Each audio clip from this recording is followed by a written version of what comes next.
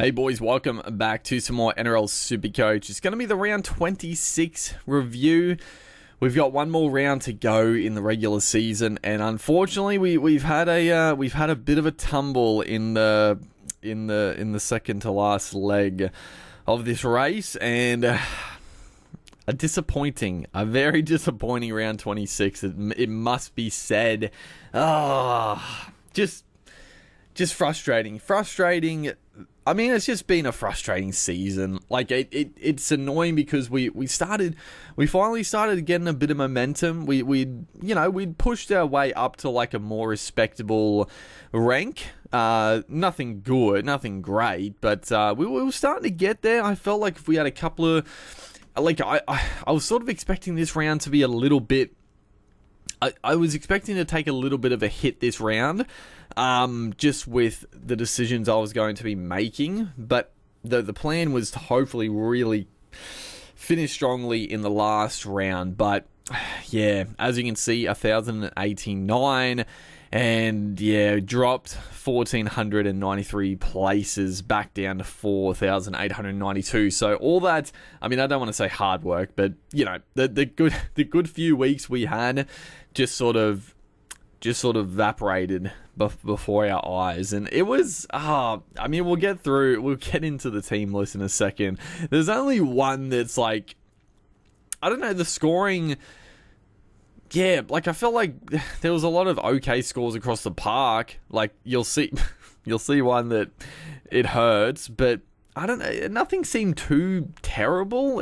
But there's a bit of carnage. There is a bit of carnage.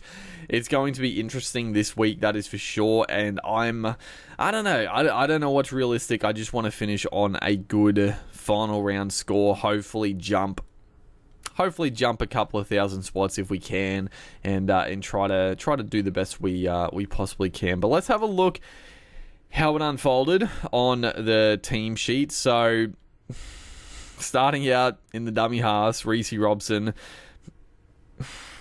it started out so well for our boy Reece Robson. He was so consistently. He was getting some more upside, you know. Earlier in the season, he was actually jagging a few attacking stats. He was one of my more solid players. I mean, he got a 95, he got a 117, you know, a few lowish ones in and abouts, but then like 75, 64, 65, 71. Like, he was very solid, but once again, only played the 69 minutes. It could have been worse. I'm not going to lie, it could have been worse. He was on about fucking 10 points at half time. He'd given away. Oh, this game, this Cowboy Storm game was a fairly frustrating watch, I've got to be honest, owning Robson and Val Holmes. Val Holmes just missed tackle, and Reece Robson just kept giving away penalties. So yeah, he was on about 10 and a half time. Thankfully, he did get a line break and he jagged a try before he went off. So could have been a hell of a lot worse. But I mean, I'll take 57. It's just been a disappointing few weeks. I mean, the fact he was on 61 last week, only played 55 minutes. Again, 57 this week, missed out on 10 minutes. Like, he's had that hamstring niggle, so I don't know going forward, like, for this round, is he going to get he probably gets another rest, honestly. They take on the Bulldogs. It's a big game, but we'll see. And then, of course, fucking dude, Jaden Brayley, he is he's been very fucking frustrating as well, I've got to say, because every time we've needed to rely on Brayley, simply put, he's let us down. Like, he literally has let us down every single time. Even last week when I needed him, he scored 40 points. It's, you know, it could have been, again, it could have been worse. 40 points it's fine, but the fact that he's gone, like, the fact he's fucking, oh, god damn it. What did he go? He went like, 68 when we didn't need, I mean, 67 against Penrith, he actually went okay. Didn't play him for his 28, 68, 40, and then fucking 80 against the Titans. I was thinking about this before. I'm like, fuck, do I actually, against the Dolphins this week, I gotta be honest, I'm half tempted to play Brayley over Robson. Like, I don't know. Is that crazy? Like, it probably is because, I mean, Brayley, yeah, he can still score so low even if he gets good minutes. Like, he scored 21 in 70 minutes, 67, 28 in 73, 40 in 71. I don't know. Fuck, I don't know. It's just annoying because I feel like Robson is definitely going to get a spell in this game, depending, but yeah, that's enough about the dummy halves. The dummy halves this year have just been a fucking misery, honestly. The front row actually was pretty good. As you can see, our boy Payne Haas, he came back, he played big minutes. Definitely not fully fit. Like, he didn't run the ball too much. He made a bunch of tackles, and I gotta be honest, I was very happy that he offloaded the ball like 6 times in that first half. It was beautiful. He played 76 minutes. He played 76 minutes, bro. I'm just hoping he can back up against the Storm and like, I don't know. I know they got a few more like outs. I think Xavier Willison has been confirmed out. Pierre Cora, I think, is going to be out. So hopefully Payne Haas is going to play 70 minutes again. And yeah, I mean, I'll take the 81. It was a very nice relief to have Payne Haas back in the team. That is for sure. I cannot complain about that at all. Josh Curran, 52. You'll take it. It was a bit of a toss-up if I played Curran or Henry. It worked out well because Henry, obviously, he ended up starting this game. It was a bit of a weird sort of rotation because when Henry started, I was like, fuck, dude, I definitely would have played Henry over Curran if I'd known Henry was starting before Curran obviously played. But I played Curran just because, solid. He didn't get, 42 minutes, 52 points. I mean, you'll take it. Absolutely. Like, that's solid enough. Hopefully he can push the minutes up a bit more against the Cowboys this week. But yeah, Henry, he played like the first 20 minutes. Yeah, he played 26 minutes. He scored 41 points in 26 minutes. The man is a fucking machine. But I don't. It was a very weird fucking rotation. He played the first 20 minutes and then he came back, I guess, with 6 minutes to go. I was like, is he out injured? Like, what is happening? And then he did come back on the field at some point to play 6 minutes. So, yeah, I mean, we're probably not going to need him this week. But again, if he was going to play more minutes, fuck, I wouldn't mind playing him over Josh Curran. But, yeah, oh well. He's just there as he is. It's fine. Looking back on it, I guess I probably should have traded out Henry at the time. Like, this was weeks and weeks ago. I can't remember. I think it was going to be for Nrl Blake, but I think I held off because I was like, you know what? Henry could be like a really good play for the last couple of rounds. Hasn't quite eventuated. It's just one of those things. I took the punt on him hopefully getting more minutes, but just didn't really happen. It could happen this week. I don't know. It's going to be interesting to see. Penrith, obviously with the Roosters going down, Penrith winning, it's looking probably more likely Penrith do rest some players, which is very nice. We'll see who end up. I mean, I hope it's everybody. I hope it's Toto. I hope it's Luai. Hope Edwards gets a rest. But we'll see what happens there. And hopefully our boy Henry can play more minutes. I don't know. We'll see if we're actually going to play him regardless. The back row. The back row was pretty fucking duddish. Britton Nickera, 51. Fafita, 41. Fafita, Jesus Christ, he's going to be cheap next year. Like, I've seen a bit on Twitter saying that they're definitely not starting Fafita next year. Fafita's going to be like fucking 600k. How are you not going to start Fafita? How are you not going to start Fafita at $600,000 next year? Are you insane? But yeah, Fafita has gone off a cliff. I don't really know what's coincided with that. Yeah, I have no idea. He's gone backwards fast though. To end the season, which, I mean, it's fine because everybody owns him, but yeah, it's still, I mean, it's good for next year. Hamoli, 58. Again, like, fucking what could have been. Like, Olukwatu was so close again. He's been very disappointing. Like, a lot of people brought him in, and then obviously he copped that suspension. I held strong, like, you know, a lot of people did, and he's gone fine. He's gone 65, 47, 58, 58. It's okay. The sin bin the week before, that's a kick in the guts. And then this week, yeah, he was so close to like some big attacking stats. Like he's been so fucking close.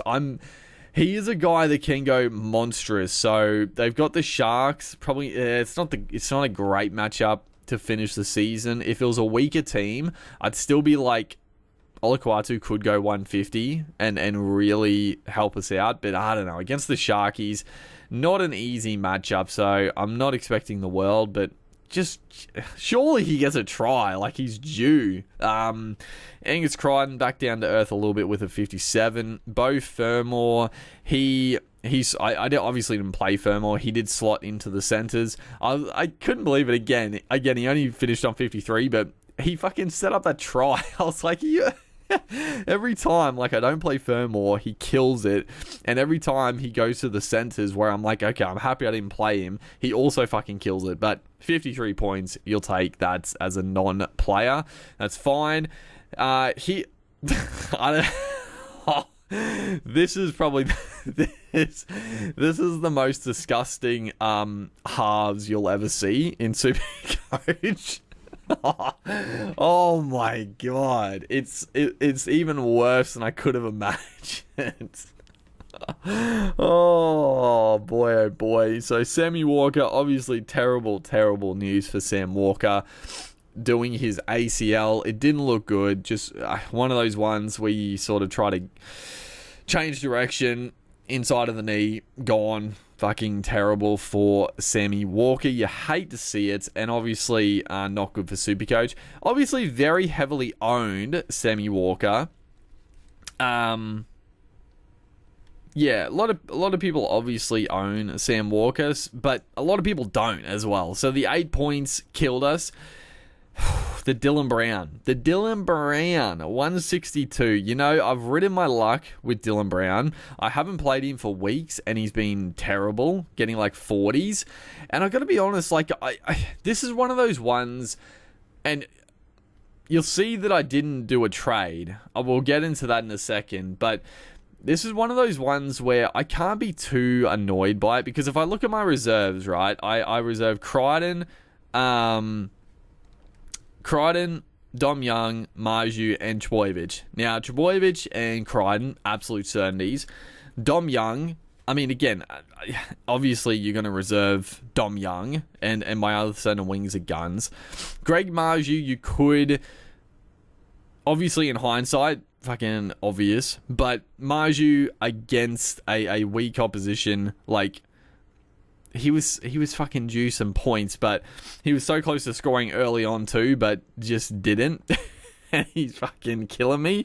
So my reserves were like locked in. So it's one of those ones where like I wasn't necessarily like, I was never gonna reserve Brown over those 4 guys, and I thought I didn't really give it that much thought about him taking on the Dragons, because the Dragons playing for a top 8 spot, they've been pretty solid all year, the Dragons. Like I definitely don't think they're very good, but they've done a decent enough job. They've been fairly strong defensively. You know, again, playing for a top 8 fucking spot. Like what is happening? I didn't expect Brown to literally go monstrous and score his biggest score of all time by a country fucking mile. Yeah, that one stings. Having a 100 on your bench that you didn't play, it hurts, but you know, it is what it is. A 162, oh, that stings. And I mean, look at the halves. And then we go down. Obviously, Laurie didn't play, Galvin didn't play. So you'll see that I didn't trade in Nico Hines. And this is where it also gets a little bit annoying, because if I if I traded in Hines, I obviously would have played Brown because I would have traded out. You know what happened? That I was a little bit annoyed at myself for? I screwed it up again with sit starts because I had Dane Laurie starting at 5'8", right? I had Dane Laurie starting and Galvin on the bench, right? The whole time I was like, okay, if Hines is back and Laurie's not playing, I'm going to trade Laurie to Hines and swing Brown down to 5'8", right?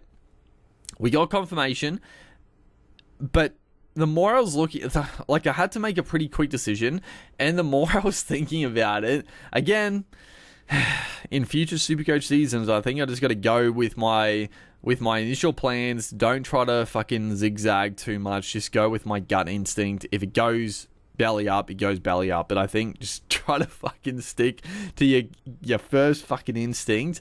But I was like, fuck, I really want to keep Laurie for this Titans game this week, right? Because I don't know, like Laurie could really fuck me this week if Cleary doesn't end up resting Edwards or Luai or somebody else, and Laurie doesn't get back into the team. You know, it'll be a bit of a kick in the dick. I'm not gonna lie, but if he does, he could be a massive. He could be a massive play. And obviously I'm going to play him if he does, but he could be a huge potential pod play. So I was like, fuck, I really want to keep Laurie. And the more I was looking at it, I'm like, I'm not that confident of Hines. I didn't think he would goal kick, and he didn't goal kick. And just with Trindle in the side, like I just didn't feel that. I didn't feel that confident that Hines was going to go massive in these two games. So I was a little hesitant, and then fucking ding ding ding, I thought, wait, why am I just thinking to trade Laurie out? I could trade Galvin instead of Laurie. And then I was like, yeah, that's fucking great. Like, Galvin is on a bye this week. I'm not playing him. And then next week against Parramatta, like, he's definitely a good play against Para, but like, I'm gonna have potentially like so many guns that. Am I going to play Galvin? Maybe not. Like, I'd probably rather play Brown over Galvin anyway. So I was like, wait, I'll just trade Galvin. And then I loaded up fucking Supercoach, and obviously Laurie had locked out, and Galvin was on my reserve. So I still could have done it. I could have traded Galvin to Hines and swung Brown down to 5'8", but I wouldn't have been able to play Brown as my starting 5'8", and then I would have had to drop one of my reserves for Nico Hines. So there was no point in doing that. I wouldn't have played Brown anyway, and it would have been a waste of time. And that was the other factor with Hines. I kept looking at it like, fuck, so if I bring in Hines, right, obviously it's good. I get to play Brown, and yes, in hindsight, it would have been fucking good because I would have got 162 points. But I would have been like, okay, I get the 5'8", I don't get the AE. But again, I was looking at my AEs. I'm like, okay, so I got 41 from Liam Henry as an AE. That's fine. Like, that you'll take that every day of the week. Like, for some of the other 5'8", like 40 points is like pretty okay. Again, not when you factor in 162, but that, you know, I digress. But yeah, and then if I brought in Hines, I was obviously going to have to play Hines. But again, the same fucking conundrum of I'm not dropping Crichton, I'm not dropping Trebojevic, and Young and Marju I was very keen to play. So I was just like, no, we'll hold firm. And the other big factor was that Tommy Trebojevic went down injured, and I was like, okay, I think with Tommy out injured now, like I 100% have to trade him to Kalen Ponga this week. Like, that's just the absolute slam dunk trade this week. So I sort of want to keep another trade for any other potential issue. And obviously now Sammy Walker has done his ACL. Now he provides like an easy trade in for Hines if I want to do that. So I think my reasoning was fine. It's just the fact that Brown decided to go... he decided to go Mammoth. But, you know, like, I hadn't played him for weeks, and he'd been going terribly. Like, he went I mean, he got 90 against New Zealand, but then 54, 36, 40. I didn't play him for any of those 3 games. Like, you know, it was bound to happen. Now they take on the Tigers. Like, I mean, you got to play him, I guess. I don't know. We'll have a look at sit starts when the team list come out. But yeah, so a fair bit of rabble on about it, the halves. But I mean, just look at it. Look at it. But yeah, I still feel good about not bringing in Hines. But yeah, the way it all worked out was not... did not really work out in my favour on that front. And then the centre wing was also pretty fucking terrible. Val Holmes 59. Again, just the Cowboys, like, oh my god, they were so frustrating to watch. Like, so frustrating, dude. The Storm, I don't even know. And Kaoliro 61, copped a BS sin bin, of course, but 61 you'll take. Kiraz 48 just didn't get involved, like, basically at all, like, in attack. Like, they just kept going the other side of the field. So pretty frustrating there. And then Ruben Garrick, thankfully, 132. He repaid the faith a little bit. I know a lot of people was, well, not a lot, but a few people were sitting him. I don't know. I don't really understand that. Like, Garrick is, I think he's a play, like, every week, honestly. Every week you got to play Garrick. But yeah, 132. Very good. Dom Young, fucking 31 points. Dud. Marju's the one that hurts the most because I definitely have had chances to trade Marju to somebody better. But again, I've held off because he's had good matchups coming up. But yeah, he's just not getting the attack. He's just not getting any sort of attack going his way. So that hurts. And then Tommy Trbojevic, 65 points. This one, I mean, the Trbojevic one, like, he was about to crack a ton comfortably against the Dogs. And this is the other, like, people were worried about the Dogs matchup. I gotta be honest, I was not worried about this game at all. I picked Manly. I thought they would win, and I thought they'd win pretty comfortably because just the hype around the Dogs, the bubble was going to burst, and it did. Tommy was killing it. He was carving up. And then obviously he got that sort of knee issue early in the second half, I think it was. So after that point, he was a little bit, he wasn't quite as dominant. And then obviously he copped the fucking Luke Brooks coming over the top and taking him out, doing the shoulder and splitting him open. So yeah, played 64 minutes, 65 points. He was on track for an easy ton again, but Not to be. Obviously, that's a bit of a point swing for the Kalen Ponga owners. Kalen Ponga got about 120. Again, it could have been a lot worse. He was on like 100 points at halftime. I couldn't, dude. I mean, I'm not surprised, but the scoreline was, I think, 12-4 at halftime. And Ponga being on a ton at 12-4, it was like, really? Are you serious? He's on 100 points and they've scored 2 tries. But yeah, it was the Titans just leaky, just missed tackles, line break assists, like all the works. But thankfully, our boy Tedesco, he banged out a ton as captain, so it wasn't all bad. And I mean, I'll take that from Tedesco. The Roosters suffering a catastrophic amount of injuries, and Joey Manu moving to 5'8". Oh boy, that was fucking painful to watch. I mean, if you ever want a reason why Joey Manu should never have been talked about to play 5'8", I know a lot of people in the past have said Manu should be fullback or 5'8". Like, I've never agreed with it. I've never fucking agreed with it. And that game, he's obviously had good games of fullback. He's had good games of 5'8", don't get me wrong. But this game was like such a clear example of why Manu is not a fullback or a 5'8". He's such a hero player. Like, oh my God, the amount of times he just fucking, his passes are fucking dreadful. The amount of like kicks he tried to do, every play he tried to come up with the hero option to score the points. It was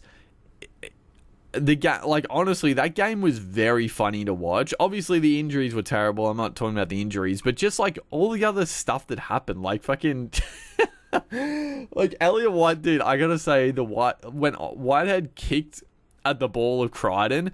I mean, again, the people on Twitter acting like that was the most egregious thing they've ever seen. Like, fucking pull your head in. That was hilarious. I actually couldn't believe he got sin bin for it too. I was fucking losing it. That was very funny. It was such a brain explosion, and I was loving it. But yeah, it was just a fucking weird game all round. But the Roosters, they literally had so much ball. The Raiders were down to 12 men for fucking 20 minutes of that game, and Joey Manu's just fucking he was so bad in attack. It was unbelievable. Like, I mean, if you saw the game, you know what I'm talking about. But I digress. We're not going to go into that too much. But Tedesco is still scoring 100, even in that display. You will take it. So, let's discuss now. I mean, the obvious trades looking forward.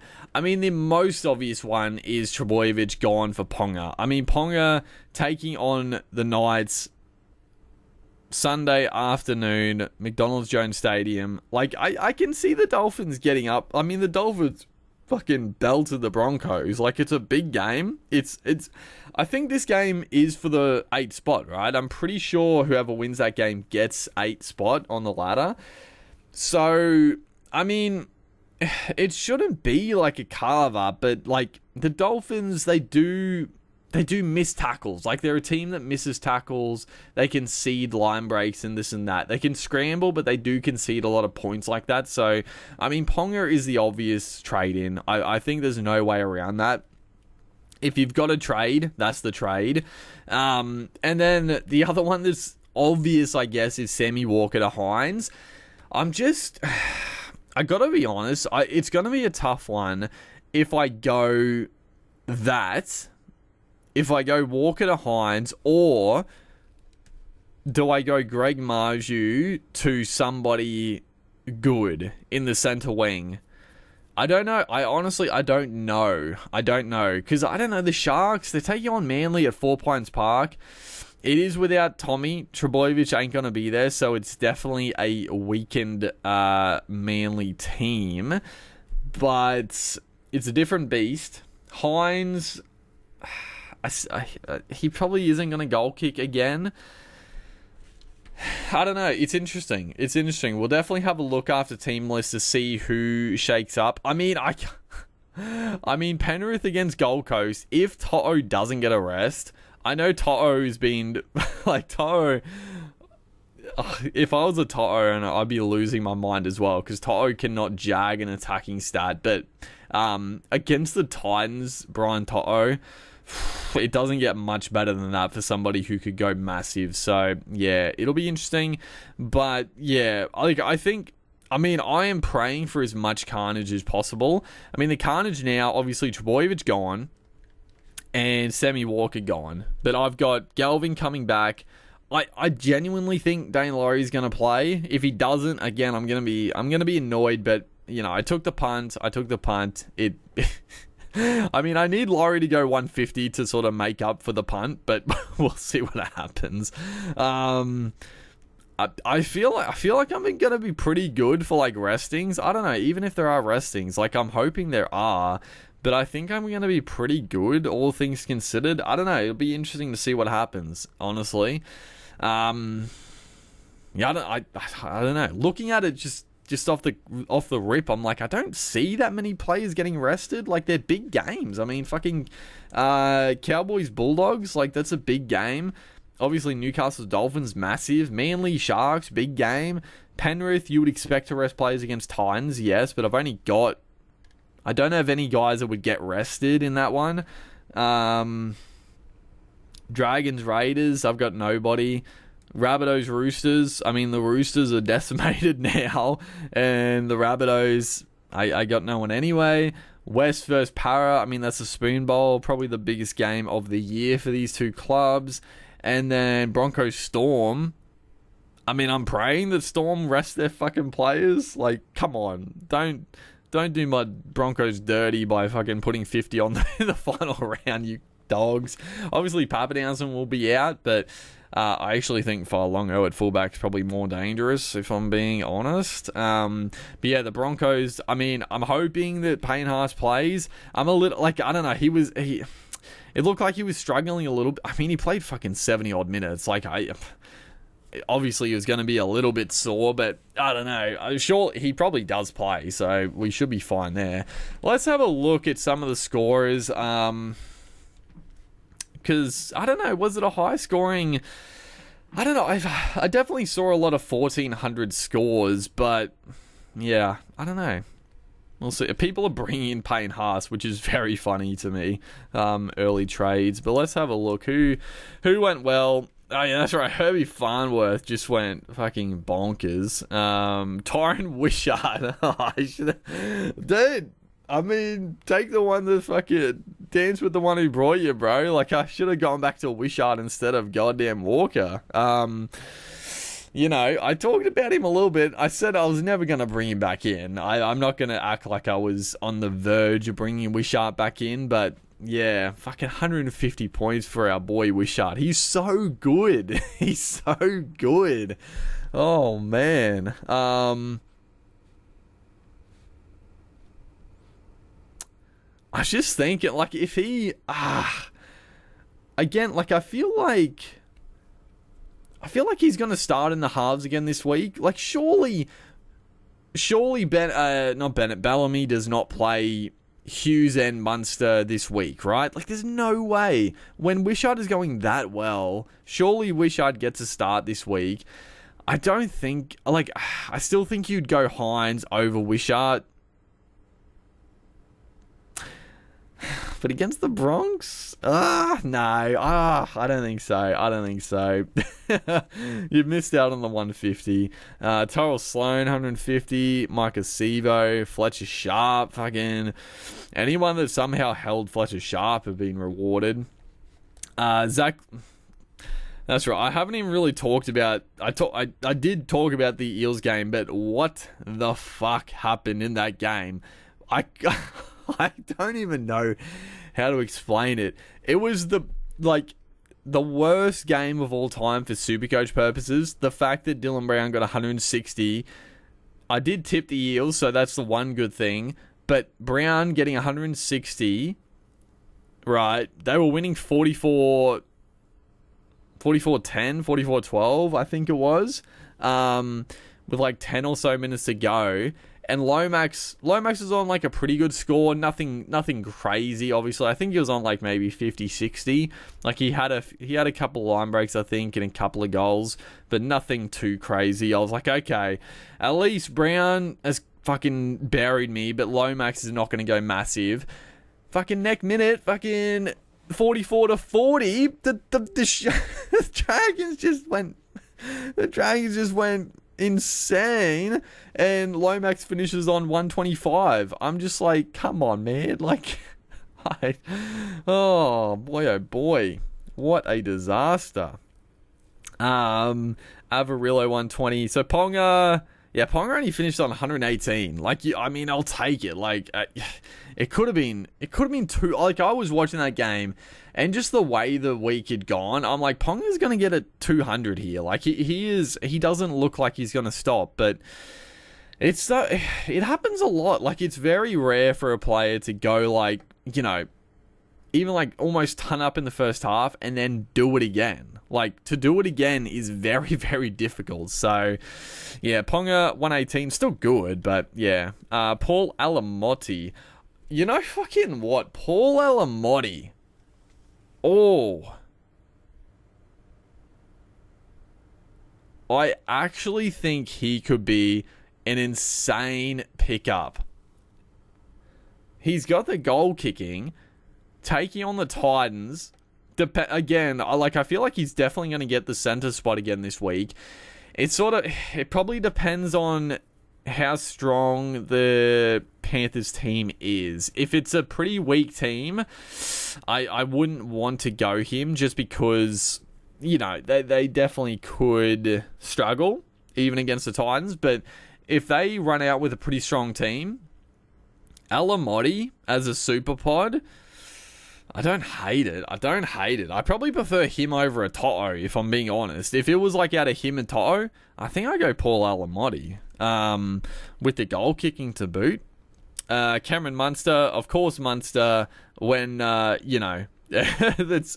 was on his shoulders. He was always going to stand up in this one. He cracks a ton. Sean Johnson, you fucking love to see Shawnee boy in his final game, cracking a ton, getting the match-winning try assist. I mean, you couldn't have, it was too perfect to, not be a setup. I'm not saying it was a setup, but, it's too perfect, right? It was, the absolute fairy tale finish. Very, very fitting.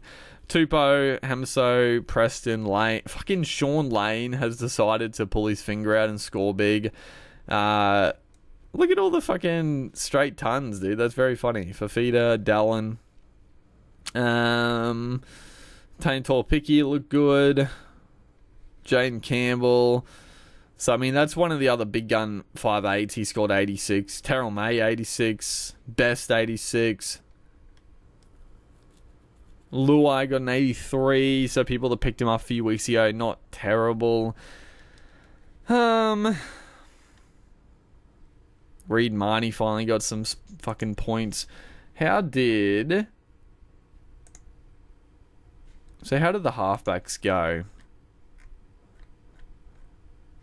So yeah, Dylan Brown, get away from me, bruh.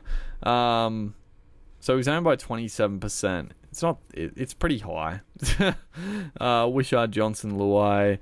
Brooks starting to score some points. Benny Hunts, Trindle. Luke Keary. Okay, Hines downgraded a lot. I mean, that's good to see because, yeah, he was on about 60 or 70, I thought, at the end of the game. So he's obviously got a try assist taken off him, which I love to see. So, I don't know. I gotta be honest, I'm not that keen to bring Hines in.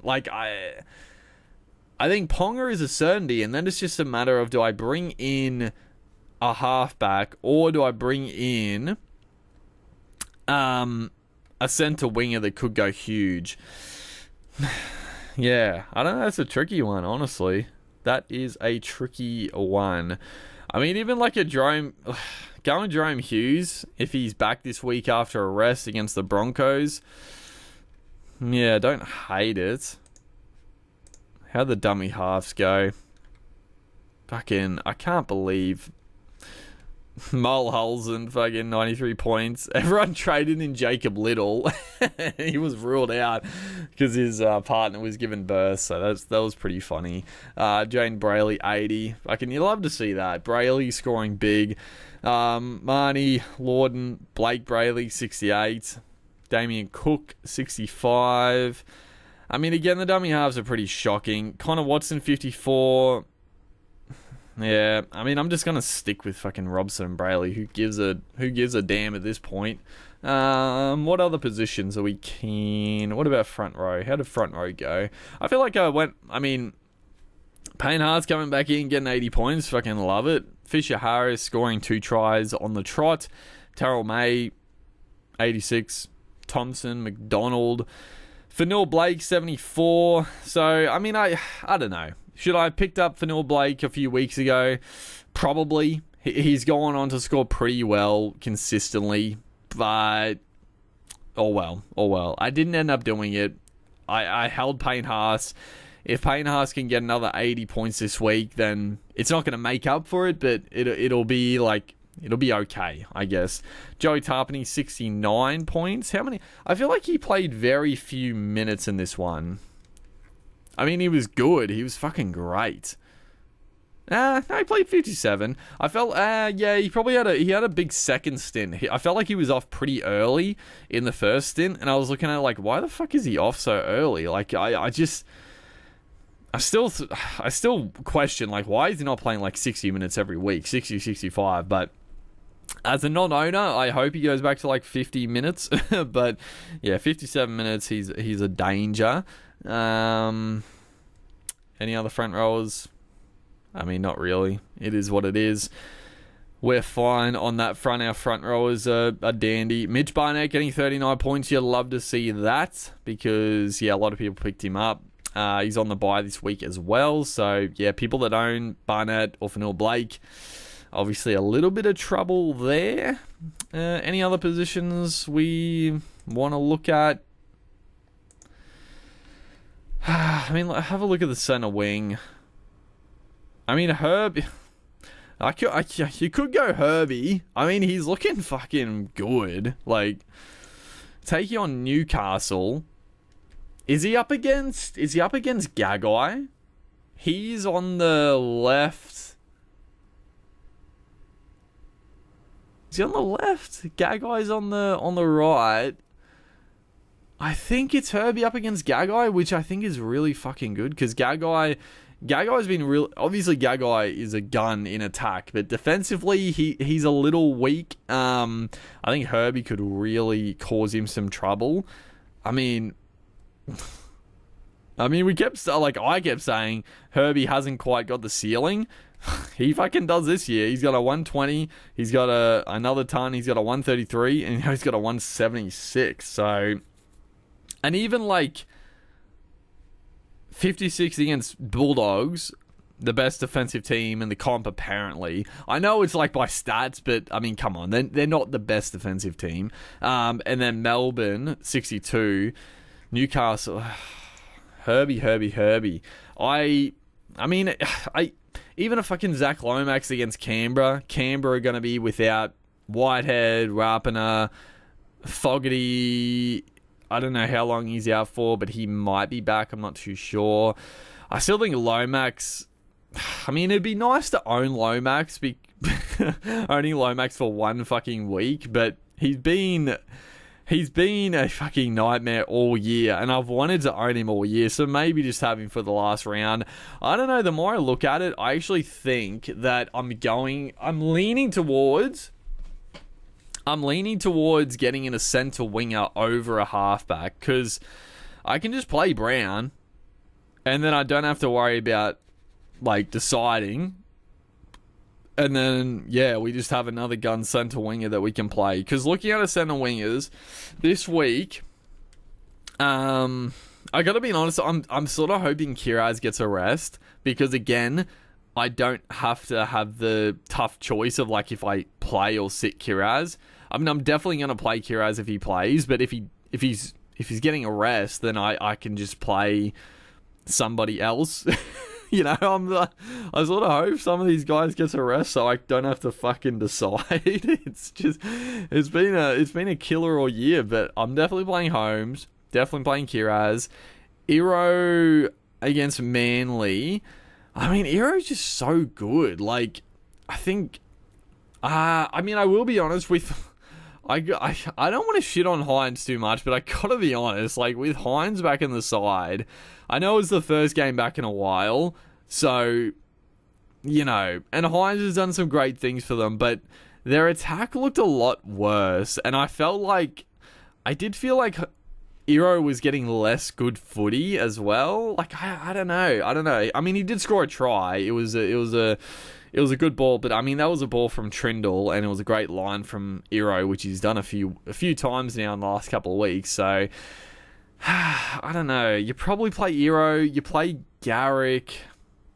Dom Young. I mean... Fuck, Young is going to be interesting because... Surely Manu doesn't play 5'8" this week, right? I think Sandon Smith will come straight back in. So... Yeah, if Young is still outside of Manu, you definitely have to play Young for the upside. Marju, you're getting fucked off instantly. You're out of here. I mean, it is a pretty good matchup against the Dolphins, but I just cannot. I cannot. I know it's one of those doubling down things, but God, we're going to have some tough choices to make for sit starts, unless there are mass restings that I for players that I'm not sort of overly concerned with. But yeah, we'll see. A lot to dissect in the team list. I'm very excited for the team list, the final team list of the year. I hope for a huge amount of carnage. If half my team's out, so be it. I want people to suffer in this final week. I've got 2 trades to burn, and I want to make some. I want to try and make a big move if I can. It's been a disappointing year, but if we can just finish off strongly, it would be a nice little bonus at the end. That's all I'll say. But yeah, hopefully you guys are enjoying the content. We'll be back for more sort of clarity with team lists, and then the preview coming up for the final round. So yeah, make sure to like and comment. I'll see you guys in the next one.